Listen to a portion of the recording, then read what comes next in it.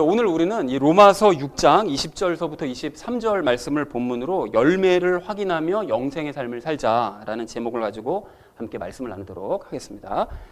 자, 우리는 지난주에 이 바울이 전달된 교리를 순종으로 받아들인 그 로마의 성도들에게 이제 시선을 돌리고요. 그래서 그들이 육신이 아직까지 많이 연약하기 때문에 자신의 몸을 의의 도구로 하나님께 자꾸 내어드려서 그래서 이제 예수님을 닮은 거룩한 모습으로 자라가야 된다라고 얘기한 이야기를 함께 지난주에 함께 이제 말씀을 나눴습니다. 그래서 우리가 그 로마 성도들이 받아들였던 그 교리요, 그 바른 교리, 즉 바른 복음이 이제 무엇이냐, 이것에 대해서 우리가 이야기를 나누고 복음과 관련된 그 네 가지 이야기를 지난주에 함께 나눴었는데요. 우리 각각 어떤 얘기 나눴을까요? 첫 번째로 나눴던 이야기 무엇이었습니까? 그렇습니다. 예수님을 믿는 것이 무엇인지를 우리가 확인하자라고 말씀을 드렸었죠. 우리가 로마서 1장 말씀을 처음 나눌 때도 그 얘기를 드렸었는데, 예수님을 믿는다 하지만 그 예수님을 믿는 것이 뭐냐 도대체, 그것에 대해서 우리가 지난주에 그 바른 복음의 교리에 대한 이야기가 나와서 다시 한번 그 교리를 확인하는 시간을 가졌습니다. 무엇을 믿는 거였죠? 세 가지를 믿는 거죠. 예수님께서 과거에, 그렇죠, 현재 하시는 일, 또 미래 하실 일, 그걸 믿는 것이 예수님을 바르게 믿는 것이다. 그리고 왜 그 세 가지를 굳이 믿어야 되는 것이냐, 이것에 대해서도 지난주에 각각 성경 말씀을 인용해서 설명을 드렸습니다. 자, 그런가 하면 우리가 두 번째로 나눴던 이야기는 무엇이었을까요? 그렇습니다. 구원 이후에, 그런 구원을 그렇게 받았는데, 예수님 믿어서 구원 받으면 구원 이후에 바른 신앙생활은 도대체 무엇이냐, 그것에 대해서 우리가 이야기를 나눴었죠. 그래서 예를 들었던 것이 율법주의, 신비주의, 기복주의, 이렇게 세상에 많이 퍼져 있는, 사실 교회에 많이 퍼져 있는 이런 신앙들은 다 잘못된 신앙들이다 라는 얘기를 우리가 나눴었고요. 오직 어떤 신앙만이 바른 신앙이라고 그랬었죠? 예수님을 닮아갈 수 있다는 그 신앙생활만이 그 바른 신앙생활의 자세다. 그래서 우리가 그것을 어떻게 할 수 있는가 하면 마지막 심판 때를 생각해보면 금방 답이 나온다. 행한 대로 심판하신다 그랬는데, 율법주의나 기복주의나 뭐 신비주의 이런 거 열심히 추구한다고 그래서 심판하시는 것이 아니라 오직 예수님을 닮았느냐, 열매를 많이 맺었느냐, 이걸 심판하신다는 걸 봤을 때 정답은 거기에 있다라는 얘기를 두 번째로 나눴습니다. 자, 그런가 하면 세 번째로 나눴던 이야기는 무엇이었을까요? 그렇습니다. 마음으로부터 순종하자 그랬는데요. 짧게 말씀을 나눴는데, 그러니까 성경에 입각해서 이렇게 믿음이 무엇인지, 또 믿음 위에 신앙생활이 무엇인지 이걸 말씀을 드렸음에도 불구하고 여전히 다른 믿음, 여전히 다른 신앙생활, 이것을 이제 추구하고 고집하려고 하면 안 된다. 이걸 믿음으로 순종하는 자세로 로마 성도들처럼 이제 받아들이자라는 얘기 했었고요. 마지막 네 번째로 나눴던 이야기는 무엇이었습니까? 그렇습니다. 거룩함에 이르러 가자라고 말씀을 드렸는데요. 그 두 번째로 말씀 나눴던 것처럼 우리가 바른 신앙생활을 하는 것은 예수님을 닮아가는 신앙생활인데, 사실은 이 예수님을 닮아가는 그 삶이 정말 쉽지만은 않습니다. 왜냐하면 우리 안에 죄가 남아있기 때문에 예수님을 닮아가도록 내버려 두질 않아요. 그래서 정말 쉽진 않지만 매 순간, 그래서 우리가 이제 육신을 내어드려야 되는데, 그래서 우리가 기억해야 될 것이 무엇인가 하면 죄는 우리의 영과 분리가 되었다. 그러니까 우리가 죄를 이길 수가 있다. 그리고 예수님을 우리가 닮아갈 수 있다는 사실을 기억하고 더욱 육신을 내드리면서 예수님을 닮아가는 삶을 살자라고 마지막으로 이야기를 나눴습니다. 그래서 사랑하는 우리 나눔 있는 교회 성도님들 모두는 이 시대에 많은 기독교인들이 바리새인들의 그 틀에 갇혀져 있다는 사실을 여러분 깨달으시기를 바랍니다. 그러나 우리는 바른 복음의 틀 안에 있다는 사실을 또한 여러분 기억하시고, 그 복음을 마음으로부터 우리가 순종한 사람들이므로 앞으로 신앙생활을 더욱더 바르게 해나가기를 간절한 마음으로 소망을 합니다. 그렇게 해서 이 마지막 심판 때 잘했다 칭찬받으시고 영원한 기쁨 가운데 살아가는 저와 여러분 되어주시기를 다시 한번 주님의 이름으로 간절히 축원을 드립니다. 자, 오늘 우리는 이 6장 말씀을 이제 마무리하는데요. 이제 바울은 오늘도 로마의 성도들에게 이제 이야기를 하면서 이제 그들의 과거의 삶과 이제 현재의 삶을 이제 비교를 하고요. 장차 다가올 그 미래의 영생의 삶을 너희가 기대해라 라고 이제 권면을 합니다. 그래서 이제 어떤 얘기를 하는지 우리가 좀 한 절씩 보려고 하는데요. 먼저 여러분 20절 말씀을 보니까 바울은 로마의 성도들이 과거 죄의 종이었었을 때는, 즉 죄와 하나 되어 있었을 때는 의로부터 자유로웠다고 얘기를 합니다. 그런데 여러분, 의로부터 자유롭다는 것이 무슨 뜻일까요? 이게 선뜻 이게 느낌이 탁 와닿지 않은데, 의로부터 자유롭다, 이게 뭔 소리입니까? 그래서 여러분 이것을 말씀을 거꾸로 생각해 보면 답을 쉽게 얻을 수가 있는데요. 그 죄로부터 자유하다는 것은 무엇이었죠? 그 의의 반대 개념이 죄였으니까요. 죄로부터 자유하다는 것은 죄와 우리가 분리가 돼서 이제부터 더 이상 죄의 영향을 안 받고 죄와는 상관이 없어졌다. 이것이 이제 죄로부터 자유해졌다. 또 그런 의미였었는데, 이걸 반대로 그러니까 생각해 보면 의로부터 자유로워졌다는 뜻은 믿음과 분리가 된 상태로, 과거 태초에 그랬던 거죠. 이제 믿음과 분리가 된 상태로 믿음의 영향은 전혀 받지 않는 그런 상태로 믿음과 상관없이 살아가는 삶. 이제 그것이 이제 의로부터 자유한 삶이라고 이제 볼 수가 있는 것이죠. 그러니까 맞습니까, 여러분? 그렇게 맞죠? 그래서 죄와 의의 반대 개념이니까 죄로부터 자유했다는 걸 거꾸로 생각해 보면 그 답을 쉽게 얻을 수가 있습니다. 자, 그러므로 과거처럼 너희가 의로부터 자유한 삶을 살지 말고, 즉 믿음과는 전혀 상관도 없는 그런 삶을 이제는 살려고 하지 말고, 이제는 의의 종으로서 죄로부터 자유한 삶을 살아가라. 즉 죄의 영향을 받지 않는 삶을 살아가라 라고 얘기한 것이 이제 20절 말씀의 이제 내용이라는 것입니다. 자, 그리고 이어진 21절 말씀을 보니까요, 바울은 로마의 성도들에게 과거의 삶을 돌아보라고 얘기를 하는데요. 즉 예수님을 믿기 이전에, 즉 죄의 영향력 아래에서 살았었던 그 과거의 시절을 한번 너희가 생각해봐라. 그러면 참 부끄럽지 않냐. 그리고 그렇게 죄와 하나 되어 살았었을 때 너희가 과연 무슨 열매들을 맺었었냐. 끔찍하지 않았냐. 그래서 너희가 계속해서 그런 삶을 살았더라면, 과거처럼 그런 삶을 살았더라면 너희는 영원히 사망할 수밖에 없었을 것이다 라고 바울이 이제 얘기를 합니다. 자, 그런데 여러분 여기서 우리가 영적인 원리 하나, 중요한 원리 하나를 좀 확인을 하셔야 되는데요. 이제 바울은 여기 21절 말씀을 그냥 피상적으로만 보시면 죄의 열매를 맺으면, 그러니까 즉 죄된 행동들을 하면 그러면 사망한다 이렇게 얘기하고 있잖아요. 근데 여러분 사실은 말하고 싶은 것이 그것이 아니라는 거예요. 그러니까 죄의 열매들을 맺으면, 그러니까 죄된 행동들을 계속하면 너희가 사망한다, 그러니까 지옥에 들어간다, 이런 의미가 아니라는 것입니다. 그러니까 피상적으로만 보면 그런데 실제 뜻은 그것이 아니라는 거예요. 그래서 여러분 이것을 정확하게 정리하자면 어떻게 되는 것인가 하면, 사람이 사망하는 것은 죄된 행동들을 많이 해서 사망하는 것이 아니라 어떻게 되는 거죠? 죄와 하나 되어 있기 때문에 사망하는 거죠. 죄와 하나 되어 있기 때문에 사망하는 것이고, 또 죄와 하나 되어 있기 때문에 그래서 죄의 열매들을 이제 맺을 수밖에 없는 것이라는 것입니다. 그러니까 죄와 하나 되어 있는 것이 근본적인 이야기고, 그래서 너희가 죄된 열매를 지금 많이 맺고 있기 때문에 결국은 그렇게 살면 사망한다. 이제 이 얘기를 앞에 그 죄와 하나 되어 있다는 얘기를 빼서 그렇지, 사실 이것이 이제 근본적으로 중요한 얘기라는 것입니다. 여러분 정리가 되시나요? 이해가 되셨죠? 자, 그러므로 이제 자신이 계속해서 죄의 열매만 이제 맺는 것 같으면 자신이 죄와 이제 하나 되어 있다는 사실을 사람들이 깨달아야 되는 거죠. 자각을 하고서는 이제 믿음으로 사망하지 않기 위해서는 이제 믿어야 된다라는 사실을 모든 사람들이 이제 깨달아야 된다는 것입니다. 자, 그리고 이어진 22절 말씀을 보니까요, 바울은 로마의 성도들에게 너희가 이제는 죄로부터 해방이 되었고 하나님께 종이 되었다라고 얘기를 합니다. 그래서 거룩함에 이르는 열매를 맺었다고 얘기를 하는데요. 그 로마의 성도들이 구체적으로 어떤 열매들을 맺었는가, 이것에 대해서는 우리가 알 수는 없는데, 그 과거 로마서 1장 8절 말씀 이렇게 참고를 해보면 그때 로마의 성도들의 그 믿음이 온 지역에 두루 전해지고 알려졌다라고 말씀하시는 것을 우리가 알 수가 있습니다. 그러니까 그 말씀을 이제 근거로 삼아 생각해 보면, 아, 로마의 성도들은 아마도 예수님의 그 믿음의 열매를 굉장히 많이 맺었나 보다라는 것을 우리가 유추를 해볼 수가 있죠. 그래서 바울은 그 로마의 성도들이 계속해서 그렇게 믿음의 열매들을 맺는 삶을 살아가면 그 끝은 마땅히 영생을 얻는 삶이 될 것이다 라고 22절에서 얘기를 하고 있습니다. 자, 그런데 여기서도 여러분 영적인 원리를 확인하시자면, 그 로마의 성도들은 선한 열매, 그러니까 그 뭡니까? 성령님의 열매를 맺었기 때문에 영생을 하는 것이 아니라 더 근본적인 이유가 있죠.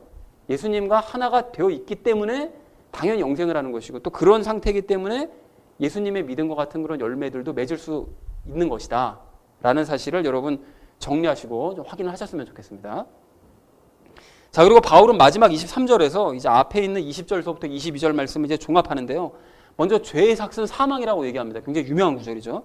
즉 21절 말씀처럼 죄의 열매를 계속해서 맺는 사람은, 즉 죄와 하나 되어 있는 사람이기 때문에 그런 사람은 결국은 사망에 이를 수밖에 없다. 죄와 하나 되어 있기 때문에 죽을 수밖에 없다.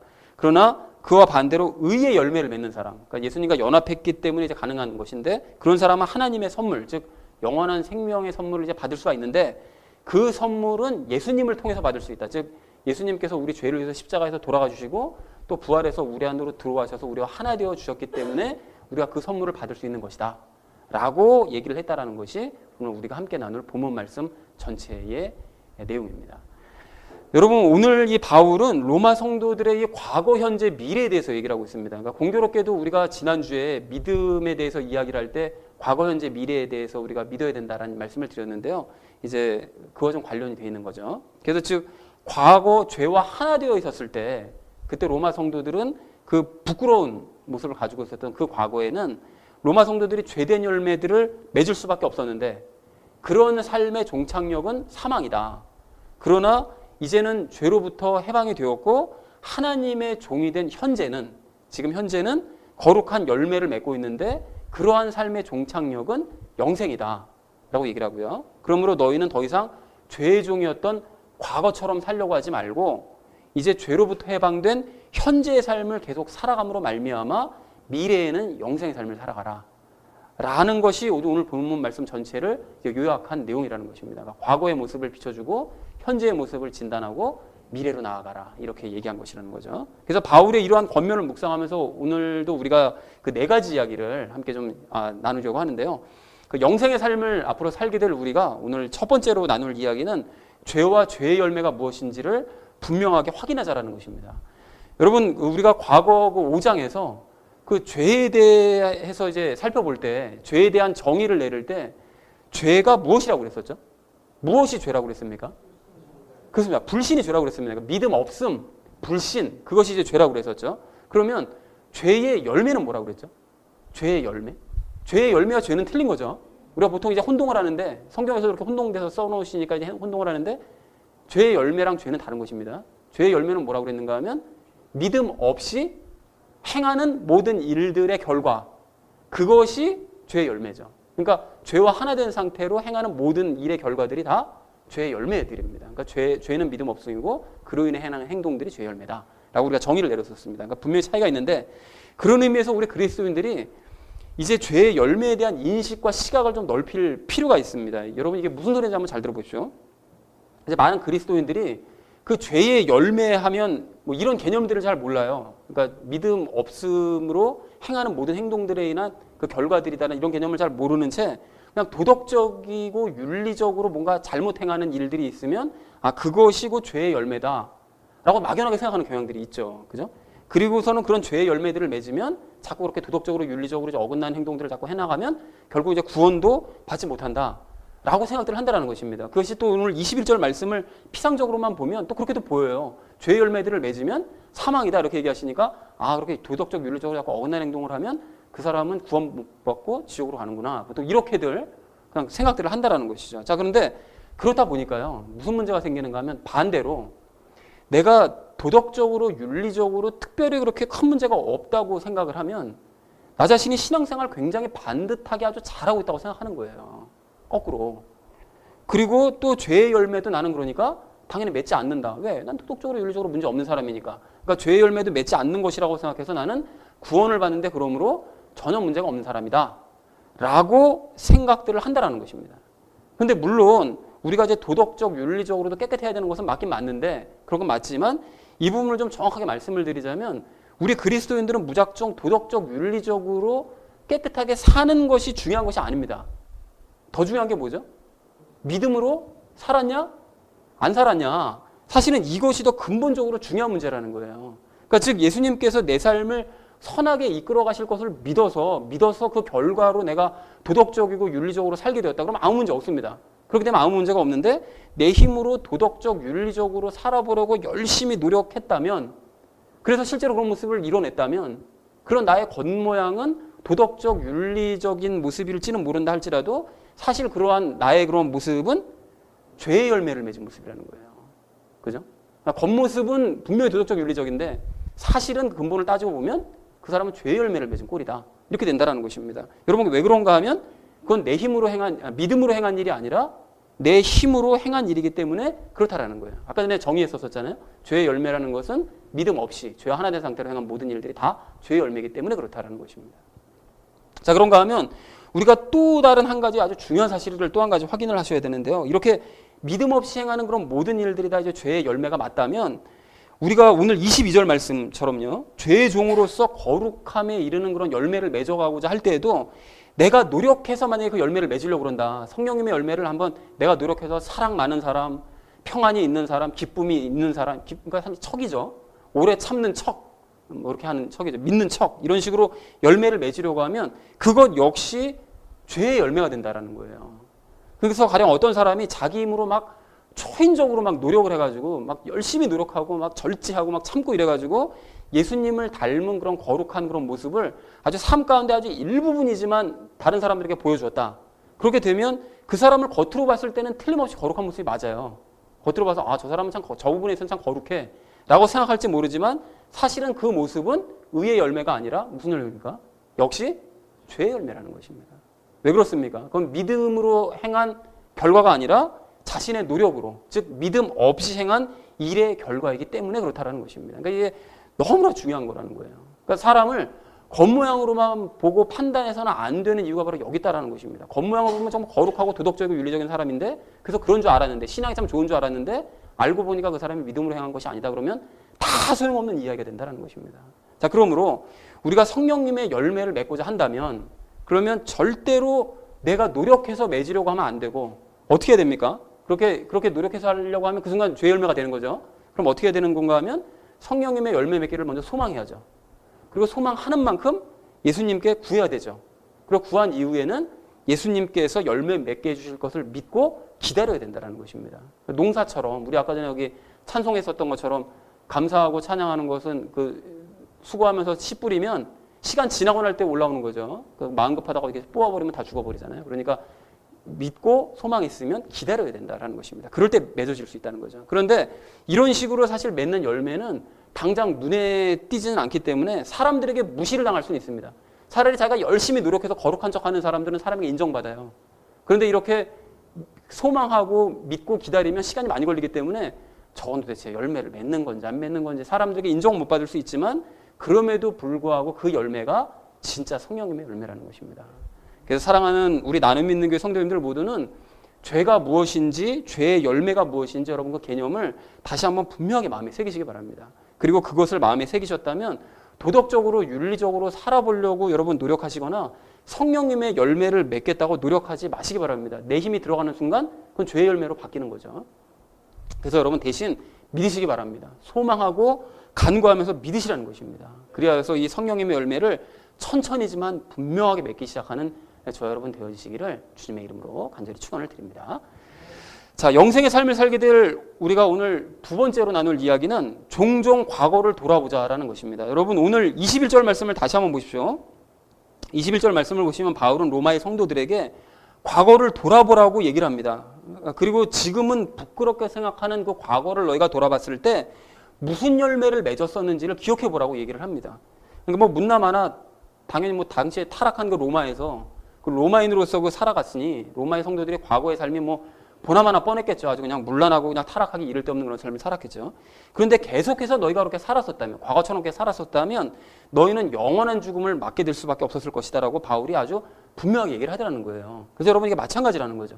바울이 이 로마의 성도들에게 과거를 돌아봐라. 너희의 과거의 모습이 그 죽음에 이를 수밖에 없었던 그 과거의 모습을 돌아보라고 얘기했던 것처럼 우리의 모습도 역시 과거를 돌아볼 필요가 있다는 거예요. 그래서 여러분 우리가 예수님을 알기 이전의 과거에 내가 맺었었던 그 열매들 그리고 예수님을 믿었다고 한 이후에 교회를 나오기 시작한 그 이후에도 내 힘과 노력으로 거룩한 열매를 맺어보려고 열심히 노력했었던 그 과거의 삶을 그 열매를 우리가 종종 돌아보자라는 것입니다. 여러분 그랬을 때 구체적으로 우리가 어떤 열매들을 맺었었느냐 과거에 우리가 어떤 열매 맺었었죠?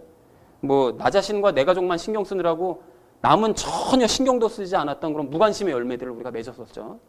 그리고 또 부와 명예와 권세와 세상에서의 그런 성공을 바라고 탐하면서 그렇게 이룬 사람들과 친하다는 것을 은근슬쩍 막 자랑하는 정말 참 부끄러운 열매들을 맺었었습니다. 그것이 뭔 자랑이라고. 그 막 자랑하는 그런 열매들을 맺었었죠. 그리고 또 음란하고 부정하고 추한 그런 것들에 관심을 가지면서 막 그런 얘기들을 하면서 농담이라는 이름으로 아무렇지도 않게 떠들기도 우리가 했었었고요. 그리고 신앙적으로도 신비한 현상이나 열심히 쫓아다니고 율법적인 지식이나 추구하고 그리고 경건의 모양만 갖추고서는 실제 경건하지도 않으면서 그렇게 척하면서 사람들 앞에서 어깨에 힘을 주면서 막 내가 경건한 사람이라고 이런 식의 우쭐대기도 하는 그런 열매들을 우리가 맺었었습니다. 그리고 무엇보다 내 힘으로 거룩해지려고 열심히 노력하고서는 성령님의 열매를 맺고 있다고 혼자서 뿌듯해하는 아주 굉장히 위험한 열매를 과거에 우리가 맺었었다라는 것입니다. 맞습니까, 여러분? 네, 저만 그런 줄 알았더니 여러분 끄떡끄떡 하시는 거 보니까 다 같이 공통적으로 오셨던 것 같아요. 자, 그래서 그랬던 우리의 과거의 모습을 우리가 이 시간 함께 좀 돌아보자라는 것입니다. 그래서 그때의 삶을 여러분 생각해 보시면 여러분 어떤 생각이 드시나요? 여러분 부끄럽다는 생각이 드십니까? 그리고 그때 맺었던 그런 열매들이 그 결과들이 참으로 허망한 것들이었다라는 생각이 여러분 드십니까?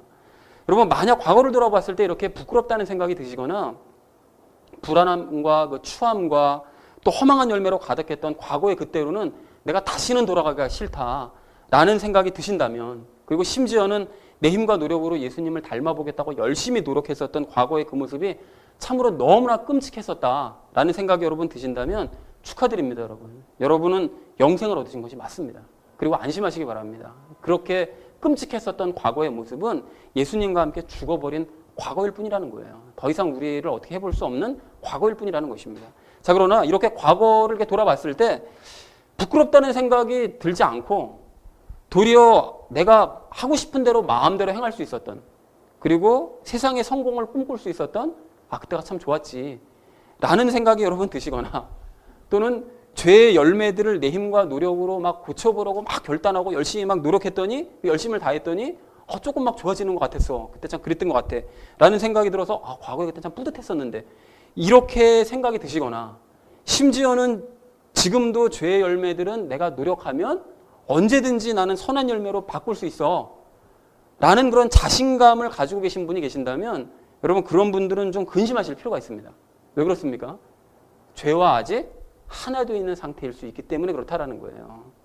그래서 그런 분들은 자기 스스로의 열매도 수시로 돌아보셔야 되는데요. 만약에 그 예수님과 하나가 되어 있다면 오늘 22절 말씀처럼 거룩함에 이르는 열매가 하나라도 맺혀야 정상이거든요. 그런데 자기 자신의 모습을 이렇게 삶의 열매를 봤을 때 갈라디아서 5장 19절 이하의 말씀처럼 뭐 탐욕, 뭐 싸움, 뭐 갈등, 뭐 경쟁, 뭐 이런 죄의 열매들이 주로 맺히기만 한다면 스스로가 정말로 죄와 하나 되어 있는 상태는 아닌 것인지를 좀 심각하게 돌아볼 필요가 있다는 것입니다. 자, 그걸 왜 고민해야 되는 건가 하면 계속해서 그렇게 살게 되면 오늘 21절 말씀에서 뭐라고 말씀하시죠? 그 끝의 모습은 결국 사망이기 때문에 그렇다는 것입니다. 그래서 심각해질 필요가 있다는 거예요.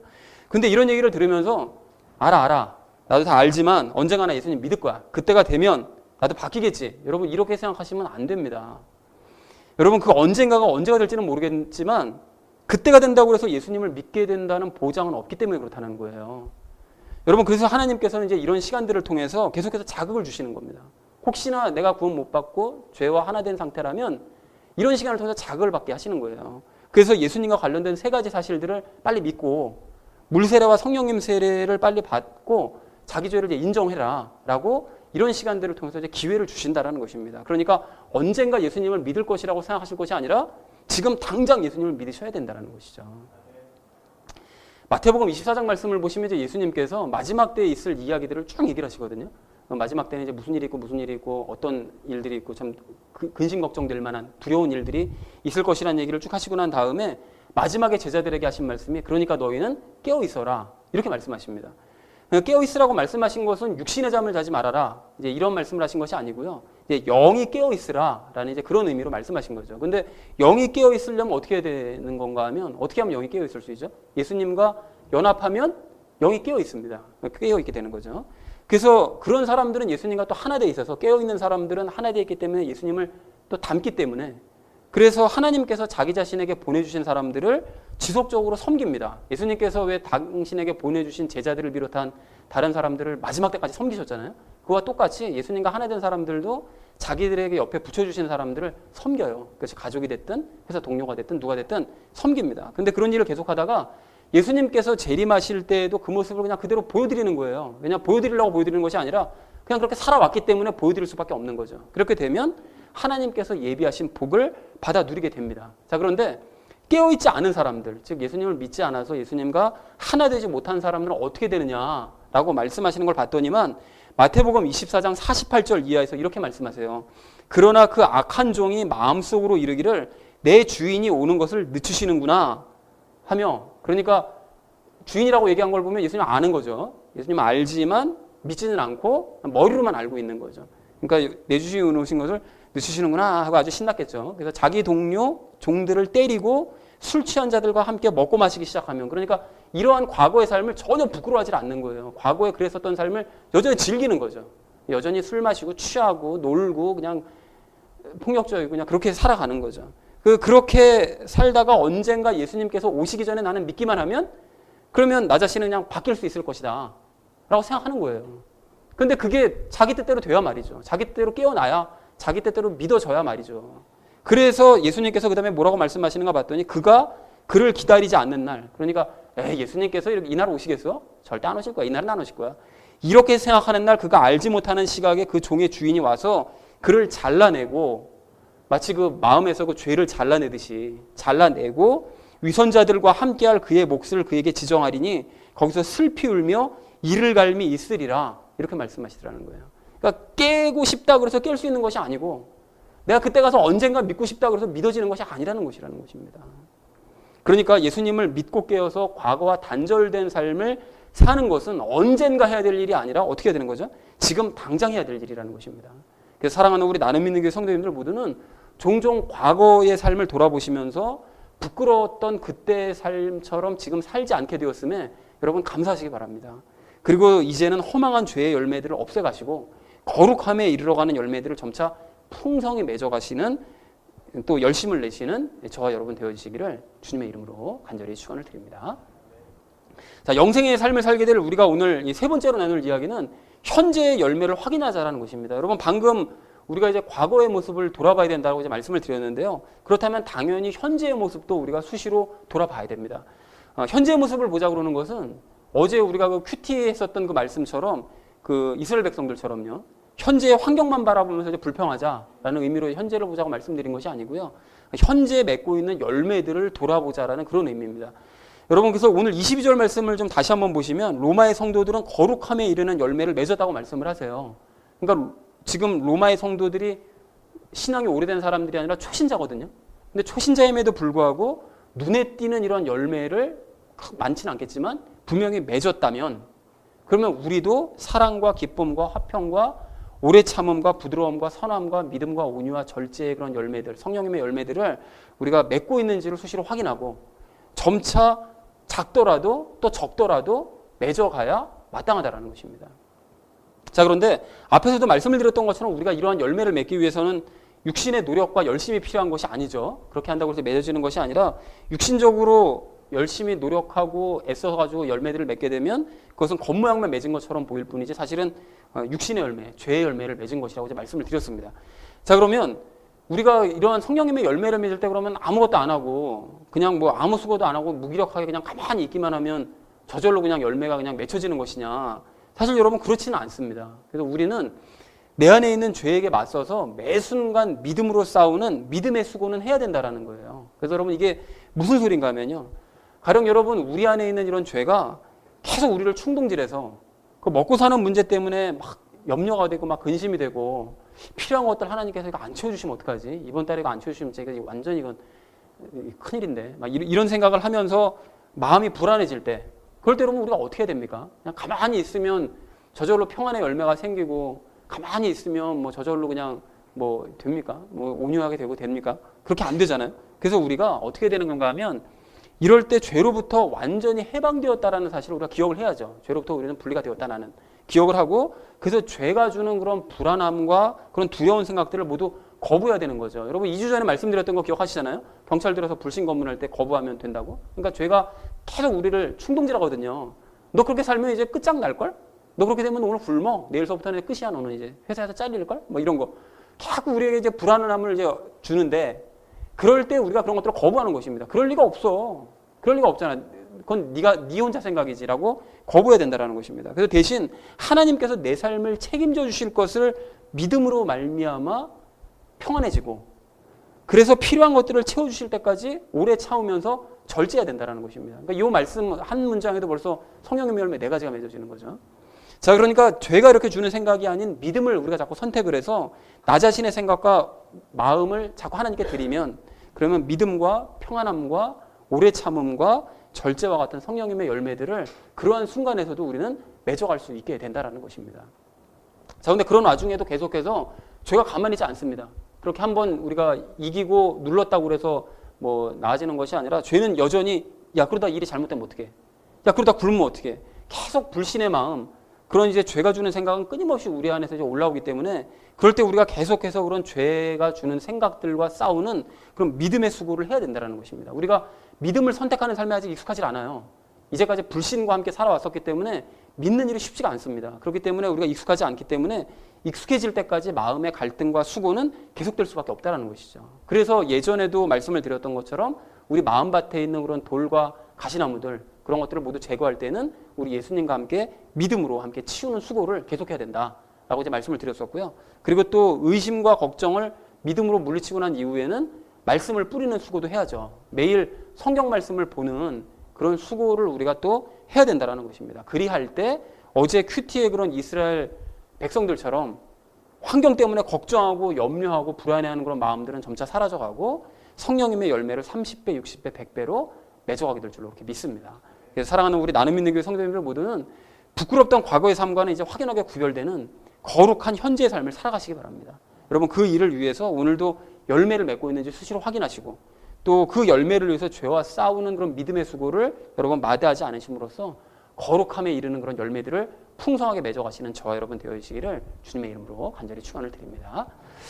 자, 영생의 삶을 살게 될 우리가 오늘 마지막 네 번째로 함께 나눌 이야기는 영생의 삶을 사모하자라는 것입니다. 여러분 오늘 22절, 23절 말씀을 다시 한번 보십시오. 바울은 거룩한 열매를 맺어가는 삶의 결과가 영생이라고 말해요. 근데 여기서의 영생은 천국에서의 삶과 새 예루살렘에서의 삶이라고 이제 말을 할 수가 있는데 우리가 이 땅에서 이제 육신을 벗어버리면 이 땅에서 죽음의 이제 육신을 벗죠.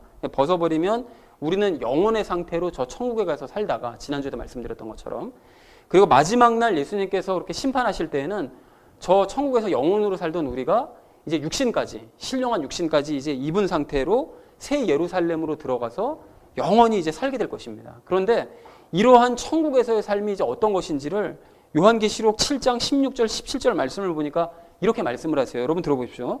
그들이 다시는 굶주리지 아니하고 다시는 목마르지 아니하며 해나 어떤 열기도 그들 위에 내리쬐지 아니하리니 왕좌의 한가운데 계시는 어린 양께서 그들을 먹이시고 살아있는 물샘들로 그들을 인도하시며 하나님께서 그들의 눈에서 모든 눈물을 닦아주시리라 하더라. 이렇게 말씀하시더라는 거예요. 그러니까 우리가 이 땅에서 여러분 죄의 유혹 때문에 가장 크게 걱정하고 염려하는 것이 무엇인가 하면 먹고 사는 문제 아닙니까? 그리고 누군가에게 해를 당할까 봐 걱정하고 불안감을 가지고 살아가는 것이 바로 우리잖아요. 그리고 해와 참 반가운 말씀이 해나 그 어떤 열기도 우리 위에 내리쬐지 않는데 여름 다가오니까 겁나 죽겠는데 그런 여름도 더 이상 이제 없다는 거죠.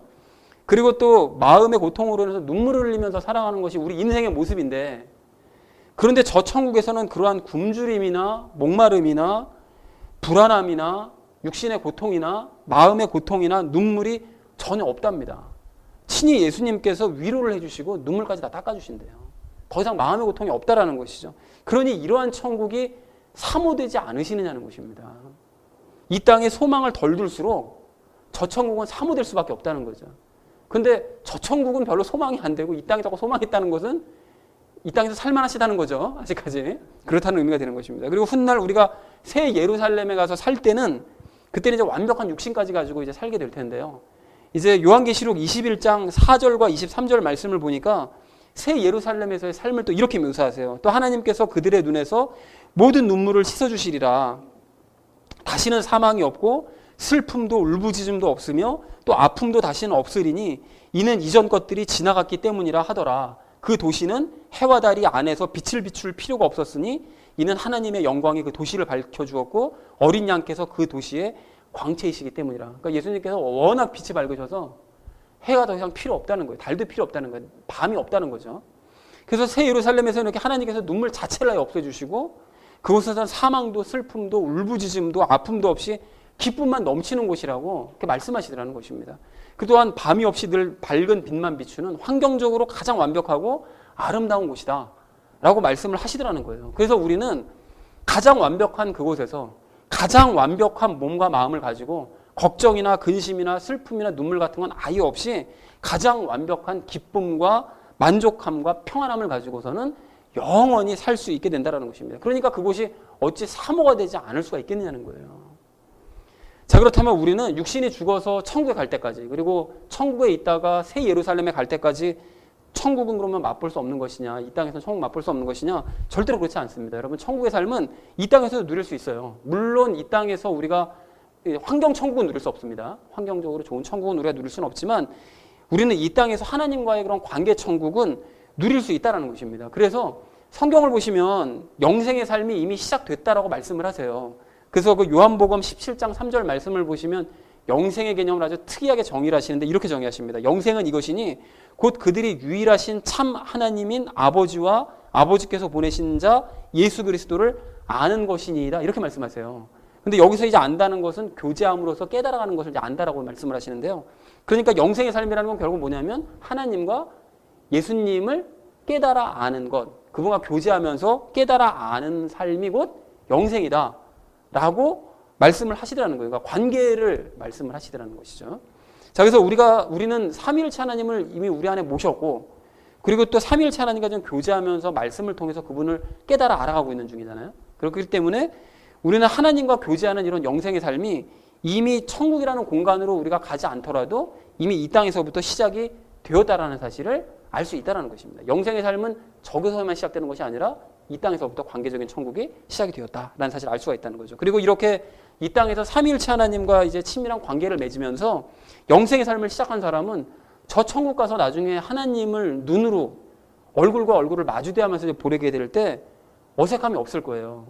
굉장히 자연스러울 거예요. 그분의 모습만 뵙지 못했을 뿐 그분의 말씀은 다 들었고 그분을 느꼈고 그분과 함께 살아갔기 때문에 전혀 어색함이 없을 것입니다. 그렇지만 이 땅에서 환경 천국만 열심히 추구하면서 그나마 환경이 마음에 들지 않는다고 늘 하나님께 불평만 하면서 살던 사람은 뭐 당연히 천국에 못 갈 것이고요.